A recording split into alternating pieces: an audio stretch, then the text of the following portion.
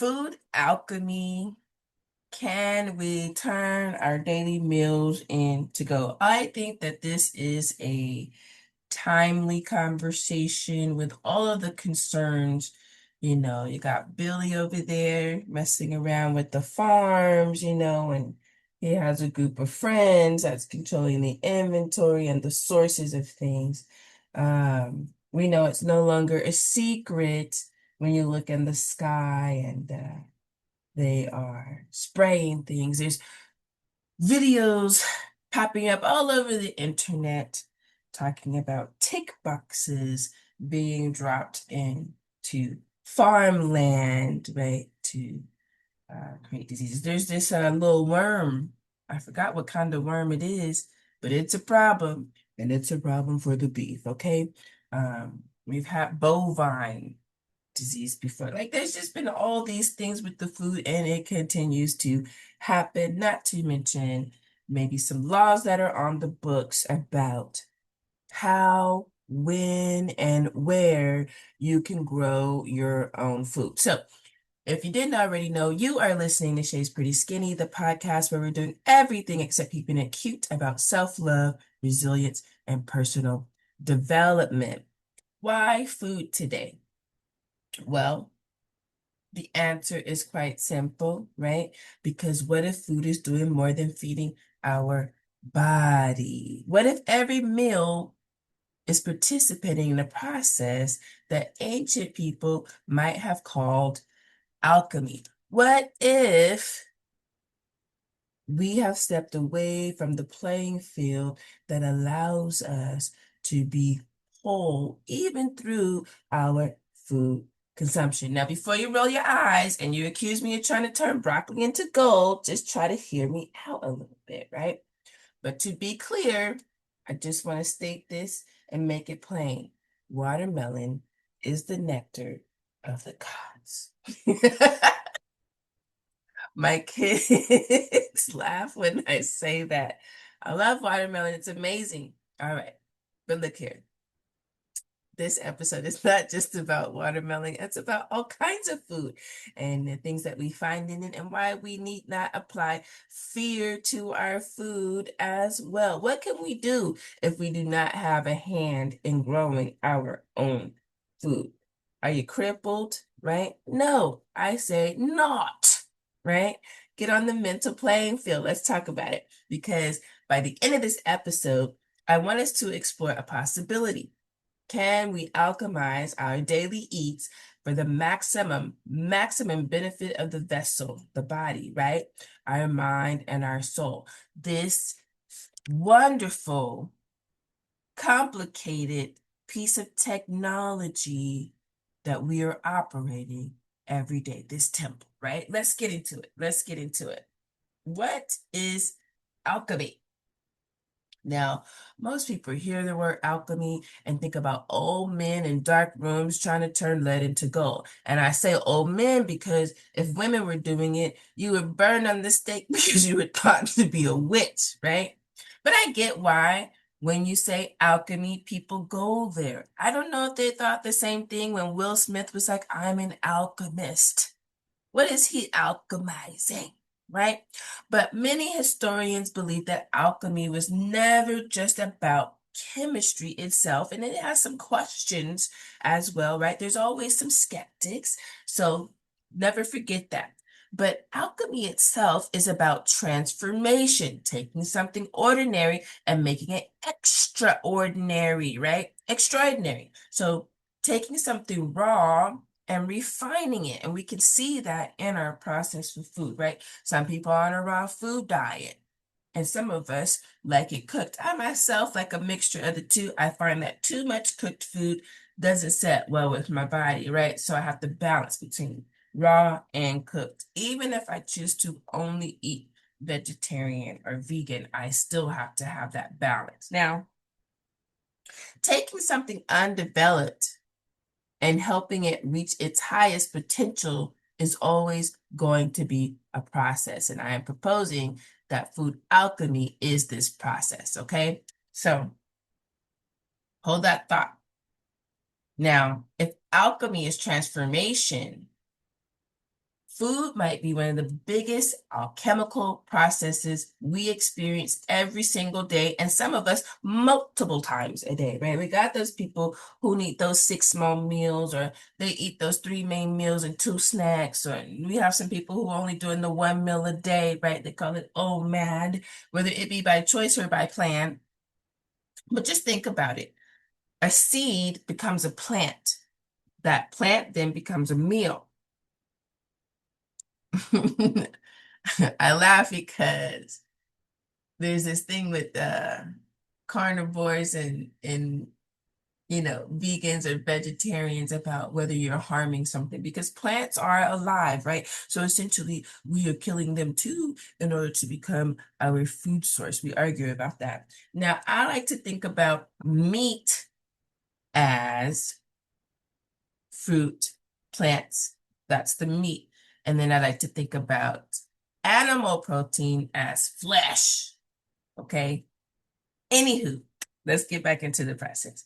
So once we've taken that meat or that flesh, right, and we turn that into a meal, that meal becomes our cells. A lot of people talk about, okay, when you're changing your diet, how long it takes for the cells in each part of your body to regenerate and actually represent this new diet lifestyle you have, right? Because a diet is a lifestyle.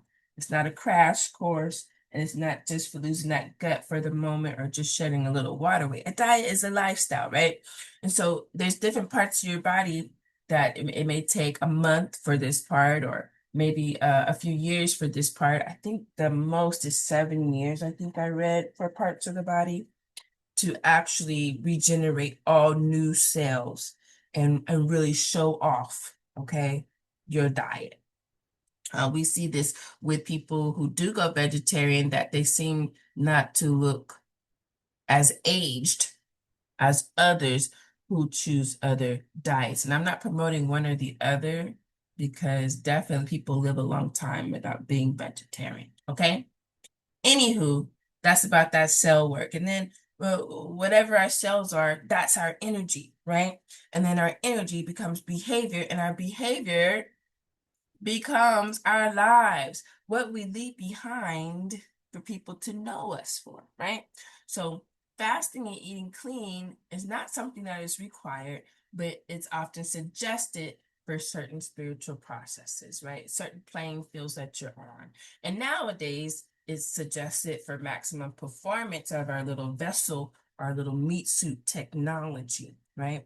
Now, I just want to put this plug in because a lot of people think that being vegetarian means that you're just eating salads, and it doesn't. Not unless you're eating salads that include broccoli and beets and alfalfa sprouts and carrots. And like, it has to include all different types of sources in order for you to get a balanced portion of nutrients that your body needs to operate just proficiently. Okay, not exceptionally, just proficiently. So it's not about always, especially that iceberg lettuce, that it has no nutritional value.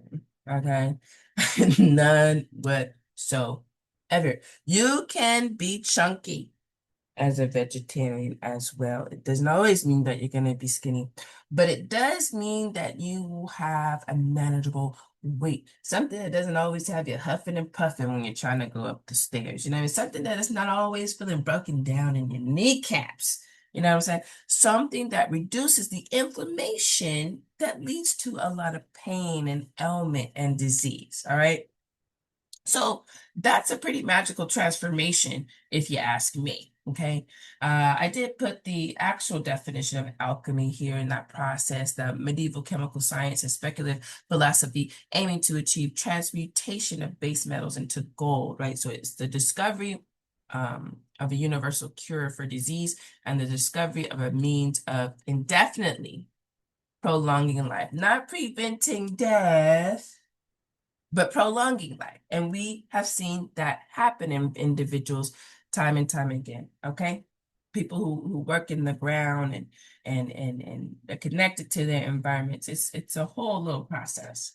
Now, Have we lost something? So let's talk about the elephant in the grocery store. All right. It's one thing to have these kids thinking that somehow all the food just magically shows up in the grocery store. We do have kids who think that. That's why I think it's important to also introduce our children to agriculture. But let's just talk about that elephant in the grocery store. Because a lot of people are concerned that whatever produce is in there, whatever is being offered to us that's supposed to be fresh, it just doesn't contain the same nutritional value that it once did. And there is some research behind that, right? They've explored some issues like soil depletion, um, breeding crops for appearance and shelf life, right? We don't like a bell pepper. If it looks funny, we think it's not edible because it looked funny. But those are natural occurrences. If you were growing your own food, you'd see these very interesting shapes and things. It's still edible. It still has the seeds. It's still good to go. As a matter of fact, I used to subscribe to Misfits because they would allegedly have cheaper things. They would be taking food that would normally be thrown out because it doesn't look pretty, and we won't buy it if it doesn't look pretty. And then they would sell that for a cheaper price. I'm still not convinced that it's actually cheaper. I just think that, whatever the operating costs are behind it, is also making it just as much as be going to the grocery store. So I'd rather they just, maybe they have like an ugly box in the grocery store. Like, oh, these are ugly, and we'll sell these for 10 cents cheaper or something. I bet you they will get sold. Okay. Maybe not for the bougies, but for the rest of us, they will get sold because it's going to look even uglier when it get in your stomach and start processing. But anywho, what else do we do? As far as transport, where food is coming from, right? So it has to last if it's coming from Mexico and coming to America to the different places. It might be a 3-day drive, it might be a 2-day, it might be a week, but first it has to survive that transportation time, right? Before it even gets in the store to sit there and we decide to buy it. And then there's all the heavy processing and refining. What do I mean by that? Well, you have whole grain, right? We'll refine it into the white flour. Sugar cane, we have refined sugar, right? We have fruit flavored products, and we use fruit to create these flavors. Maybe we turn them into powders and we mix them with other chemicals, right? It's fruit flavored products, but it's not actually 100% the fruit because that would cost too much.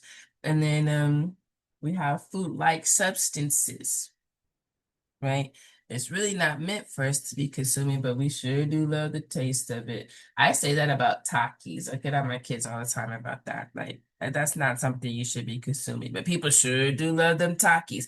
That powder on there giving you ulcers, but it sure do taste good. It's a food-like substance. Now, I am not here to be telling people and preaching about how modern food is poison. That's not what I'm trying to say or harp on, right?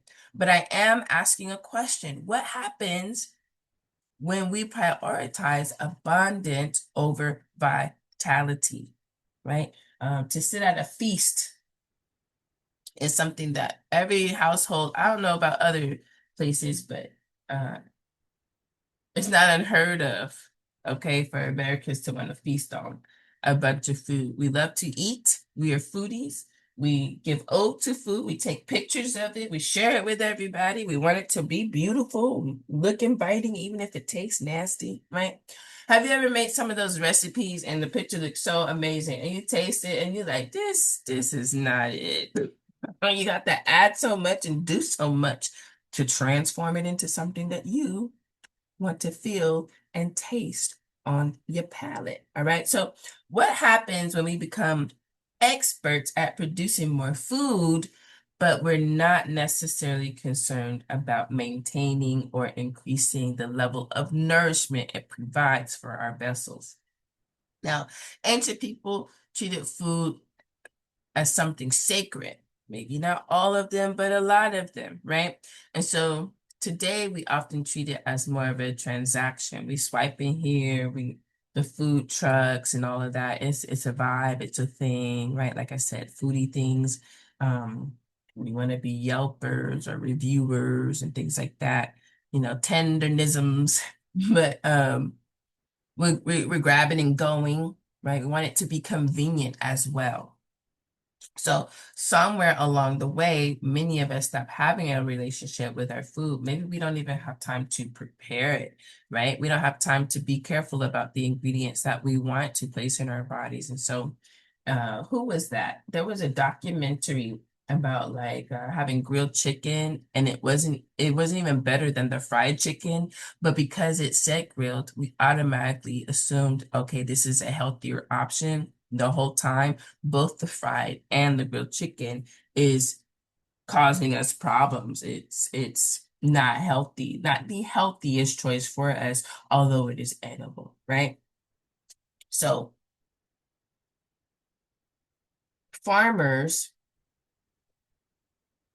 who are growing their own food, some people who grow their own food, I think they share some of these types of opinions about why they want to grow their food or why they don't want to get assistance from government programs or, oh, I can only use these people's seed. Why is that? I don't want to use that seed. This is not good seed, right? So there's those opinions out there. If that interests you, YouTube always has something for you. Everybody is sharing their experience all over social media platforms. So these are things that you could go and you could search out yourself, okay? Now, folk take pride in their compost when they're growing their own food. And the process they go through to yield these bountiful harvests, right? They value the work of their hand. They value putting food on the table for their families and perhaps extending that abundance, sharing it with their community as well, right? We have farmers who come out to the farmers markets to share their produce with us. I love Amish produce. Okay, their watermelons taste amazing. I don't always like how much it costs, but I do understand that we are more apt to hit the grocery stores than we are our local farmers. And I happen to live in a place where there's a bunch of them, and there are Mennonite and Amish communities who come into town to sell things. So when I see a table and a tent set up, I'm looking like, what's that? But also cash, and we're getting away from that as well. So what's important, I want to take a deeper look at this because food is more than fuel, right?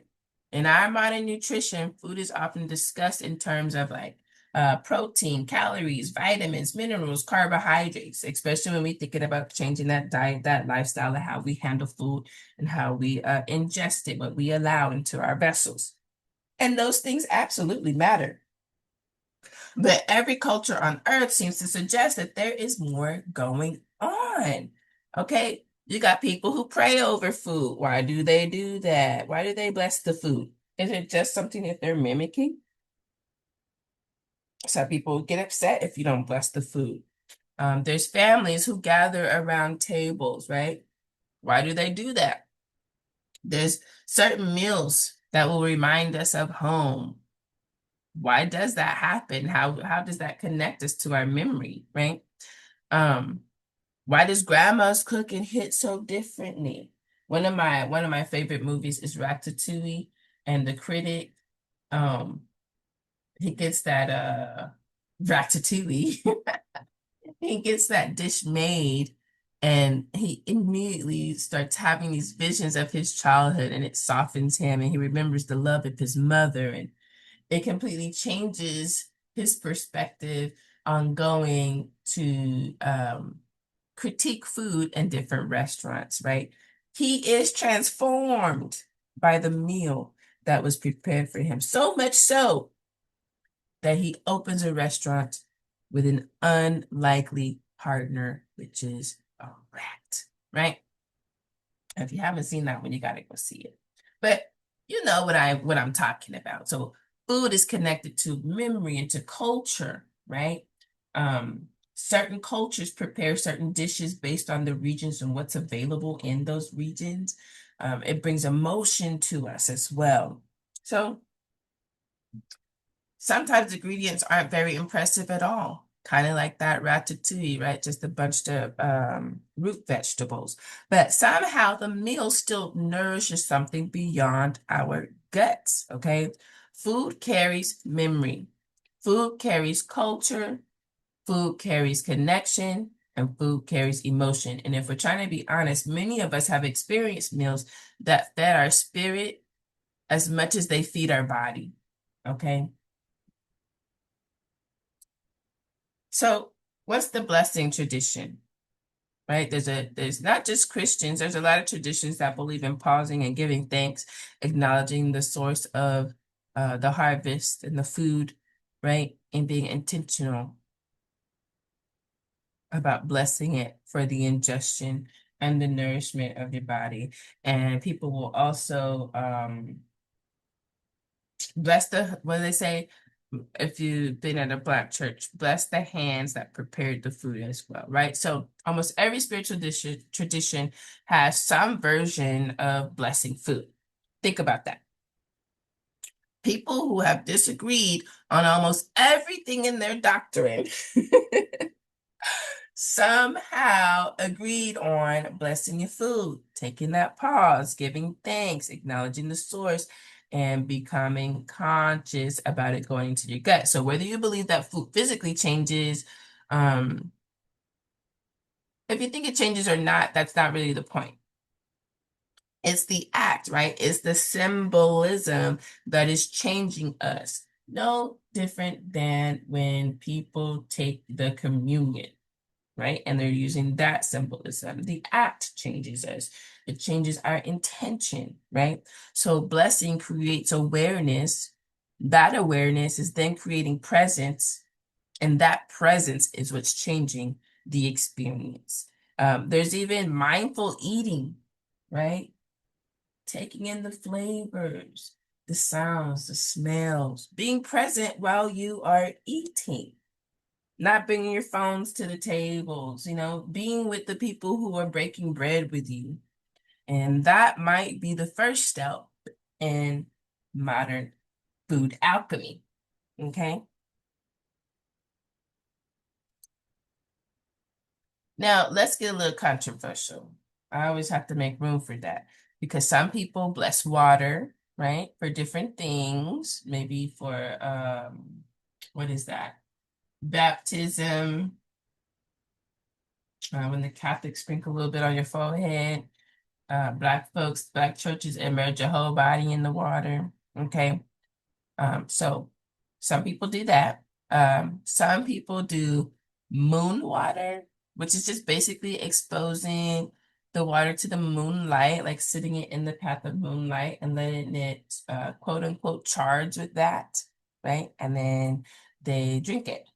Some people place crystals nearby. I saw this neato contraption. I always hear people talking about charging water with the crystals, and you can have a like a container in container type situation. So maybe you might use a pitcher of water, take a mason jar, right? Put the crystals that you want in there, and then you sit the crystals inside of the pitcher because there's a lot of crystals that cannot come in contact with the water. They're porous or it would ruin the integrity for whatever reason. And then just think about, I don't know about you, but for me, I'm not dropping crystals directly into my water, even if I'm the person, I don't know, I can't see it. But I was checking out this person that was a instructor teacher for me, and they had this little contraption.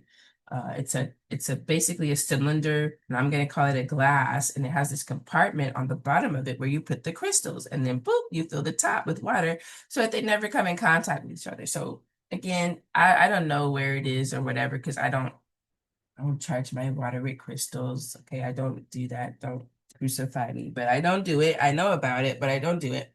But I thought, what a great contraption for that, glass by glass, and you could put whatever. I love it. I had never seen that before. There's people who speak affirmations into their water. Uh, I said affirmations, but some people, I guess, call it spells, right? They sell spells and stuff like that for you to charge your water, put intention into your water. They got stuff like that.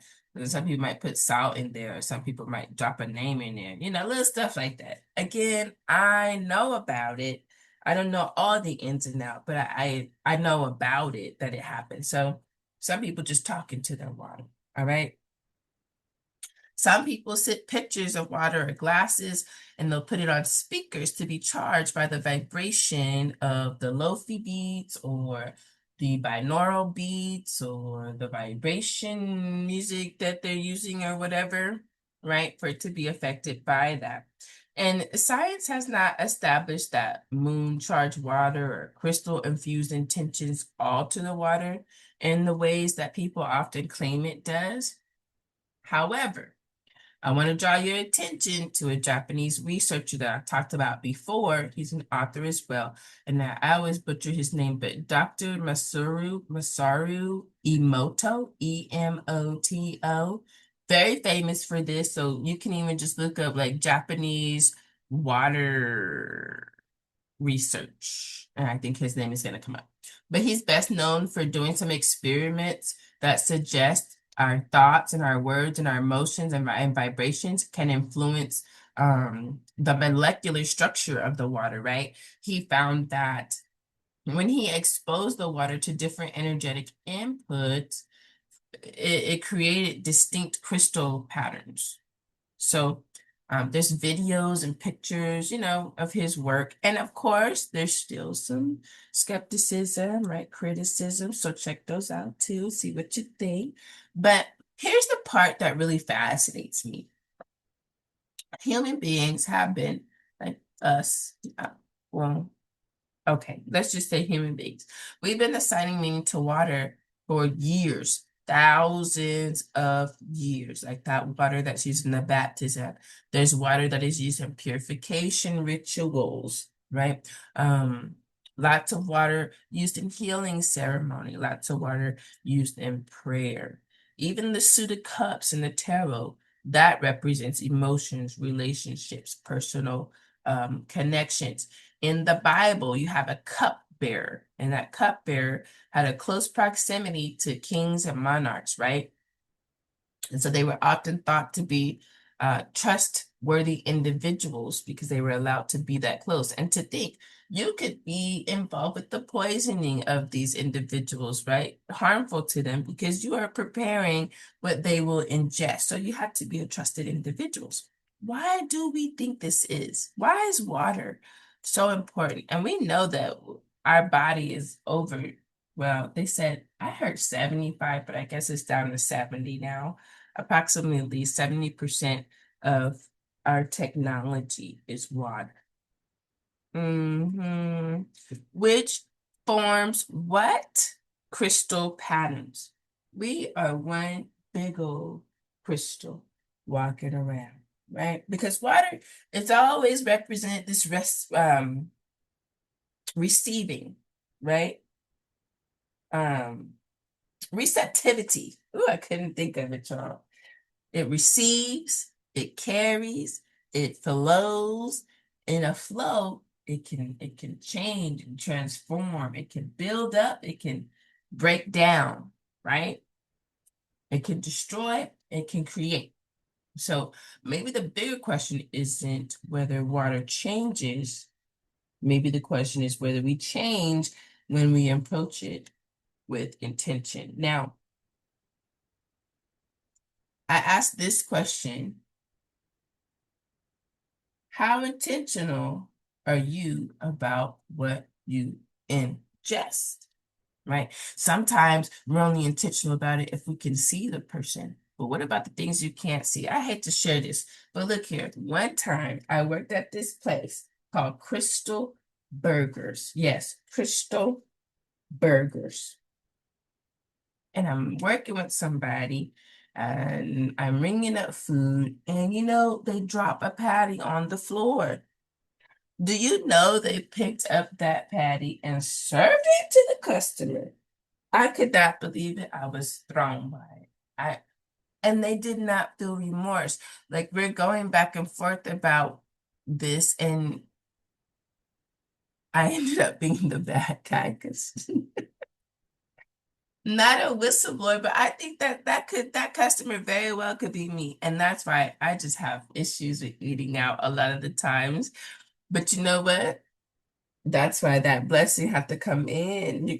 You gotta cleanse that food before you put it in because these people will do anything with your food. All right? Don't let you be the person doing anything with your food. Okay?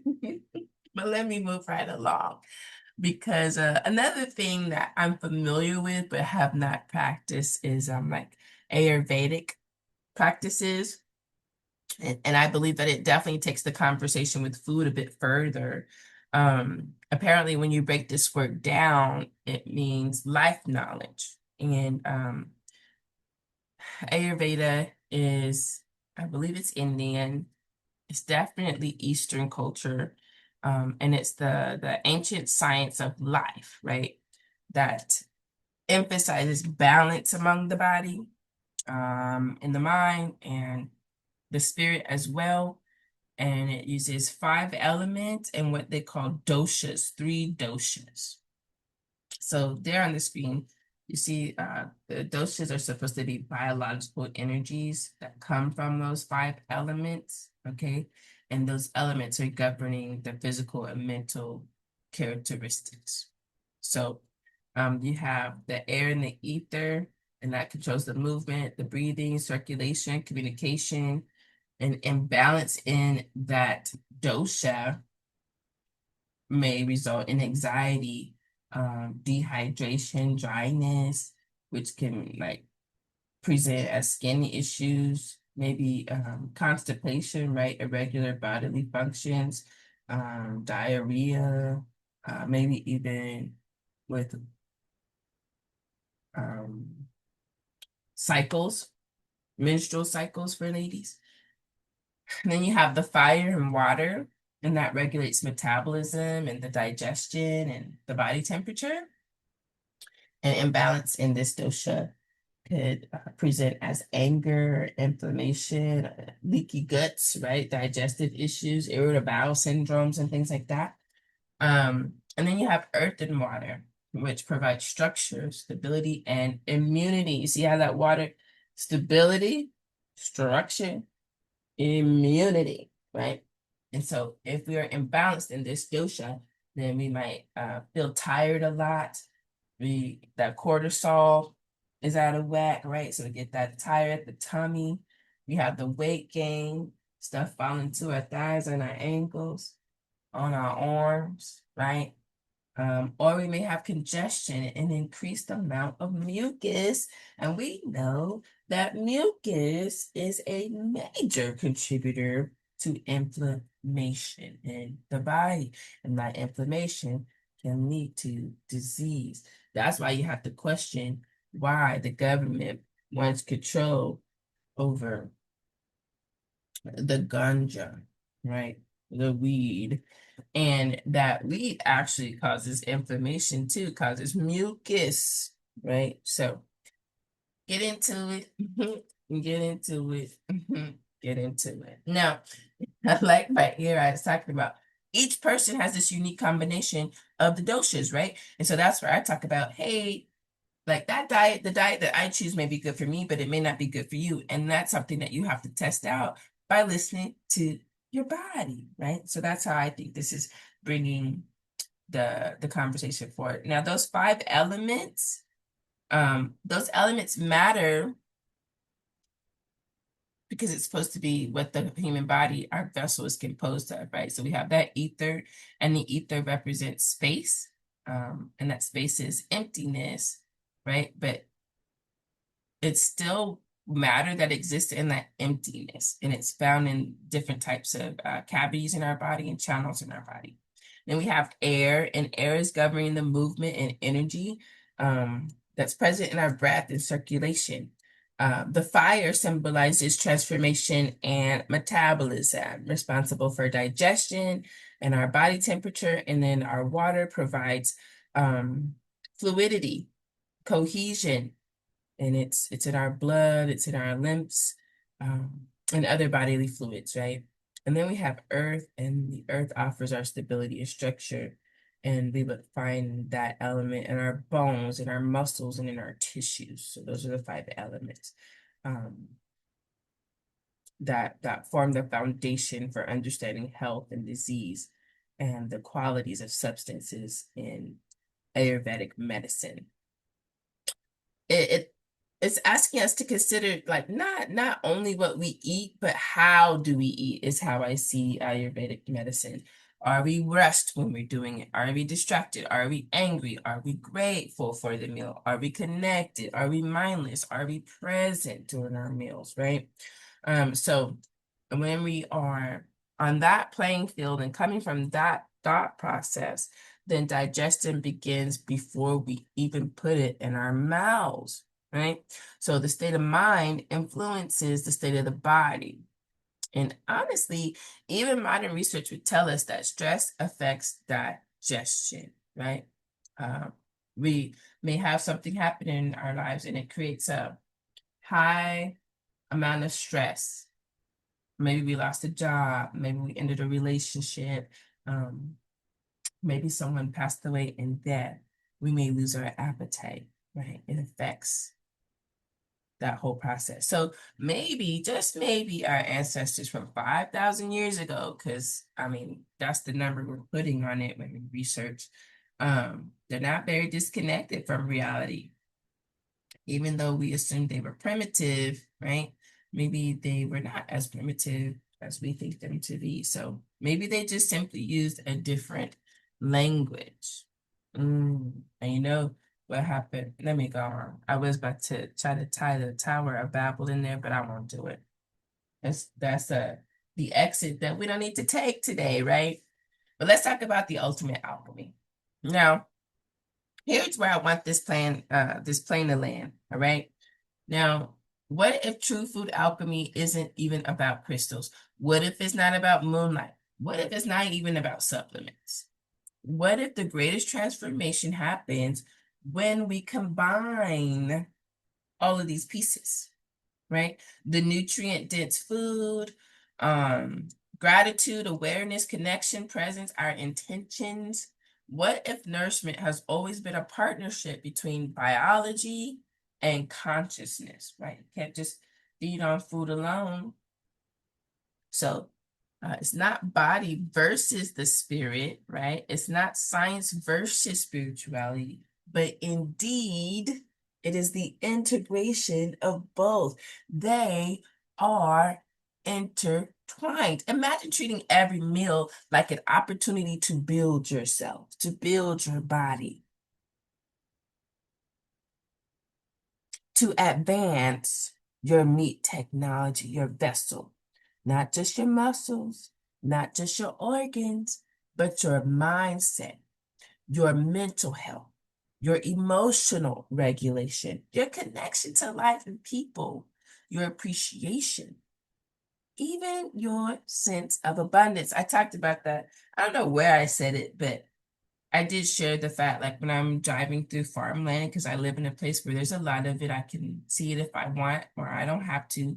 Even a neighboring state, it seems like they're mostly farmland, and I love it. But when I look out onto their farms, I see abundance. And I tell my kid, I'm like, look at all that money, all that richness, right? So food alchemy can give us an opportunity to integrate all of those things and really develop appreciation for the technology of our meat suit. Now, ancient alchemists searched for a lot of ways to turn lead into gold, right? It was the ultimate currency. And perhaps we've been looking in the wrong place. Maybe the real laboratory for us is in the kitchen. Maybe the real experiment is at the dinner table. Maybe the real gold isn't what we eat, but what the food becomes after it passes through our technology. Because every meal eventually becomes a thought, that becomes a feeling, that becomes a decision, that ignites an action, that affects a relationship, that nourishes a life. Okay? So next time you sit down to eat, ask yourself, am I merely feeding my face, right? Or am I participating in an act of transformation? And how can I maximize that, right? So that, my friends, is Shay's Pretty Skinny doing everything except keeping it cute about self-love, resilience, personal development, because we are what we eat. So until next time, stay curious, stay conscious, and keep turning ordinary moments into gold. Now, I included a little something if you want to hear it. You may not be familiar with my prayer treatments. And so I thought, you know what, I'll go ahead and share a little prayer treatment for the food or whatnot if you are interested. Now, some folk are going to find this a little weird, but I'm going to share it anyway. I do shop at the grocery store. I have mixed sources for where I get my food. I do live with a carnivore, and she's very beautiful and special, and I want her to have the things she enjoys. So we do prefer to get meat at a farm that processes, like they raise their own animals and they also slaughter them. Okay. We prefer to get it there. We travel to the next state to do that. But if not, sometimes we will get things, especially like salmon and things like that. We'll just get it at the grocery store. Um, I also buy produce at the grocery store as well. And so my food has gone through many processes and has been exchanged through many hands, right? Many people have touched my food and done completed transactions, okay, in that process. So I believe that food takes on that energy. And of course, there are still the pesticides and the parasites and the dookie water, right? It kind of makes me laugh when folk act as though they don't eat poop. Like maybe you don't put it directly in your mouth, but we forget what fertilizer is. That's some animals' poop. A horse, a cow. It's poop water though that gets sprayed on your organic. Like what else would it be? That is the organic part. It's shit water, okay? That gets sprayed on your produce just because it got washed off and you don't see it. Anywho, it just makes me laugh. So for me, I guess I would say that that's like me with the eggs. I do not eat eggs. I think they're gross. I do not like how they taste. I don't care how you prepare them. I do not eat eggs, right? But if you put them in a cake or pie or French toast, I will eat that. The egg is there, okay? That same egg that I think is gross and nasty, and I would not just put in my mouth. I will do it if you mix it with other things, right? French toast is just bread and eggs. Well, some people put milk and the seasoning, whatever, whatever.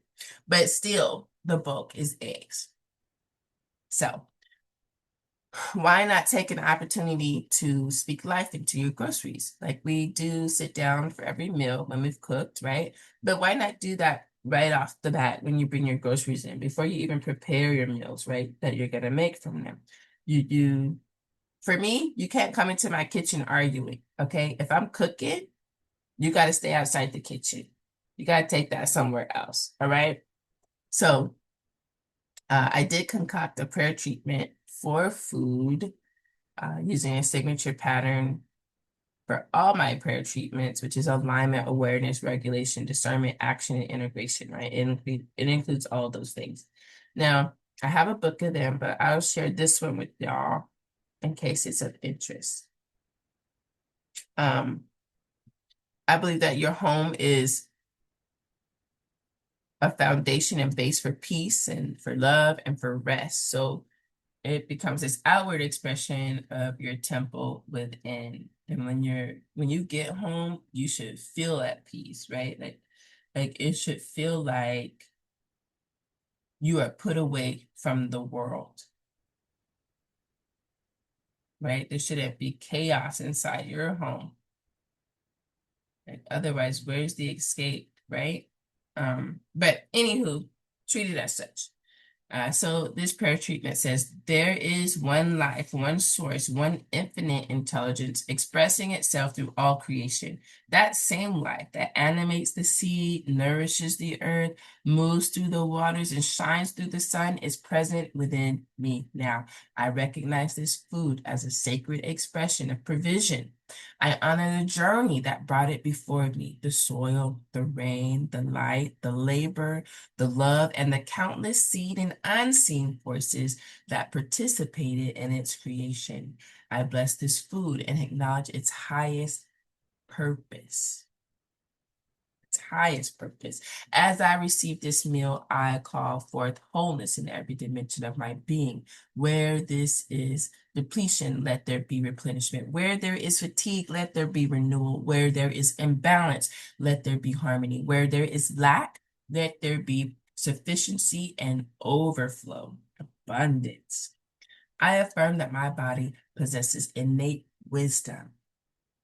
It knows how to receive, extract, distribute, restore, and utilize everything that serves my highest good. Every nutrient, every element, every life-giving quality contained within this food is welcomed and directed to the places that need it most. May this nourishment reach every cell, every organ, every system, every pathway, and every function of my body. May it strengthen what is weak, support what is burdened, restore what has been diminished, and revitalize what has grown weary. I call forth nourishment for my mind, my clarity. May clarity replace confusion. May peace replace agitation. May wisdom replace uncertainty. May my thoughts be aligned with truth, creativity, resilience, and possibility. I call forth nourishment from my heart and emotional life. May this meal remind me that I am supported, I am sustained, and I am connected to the greater flow of life. May old burdens be released and new strength be received. I call forth nourishment for my spirit.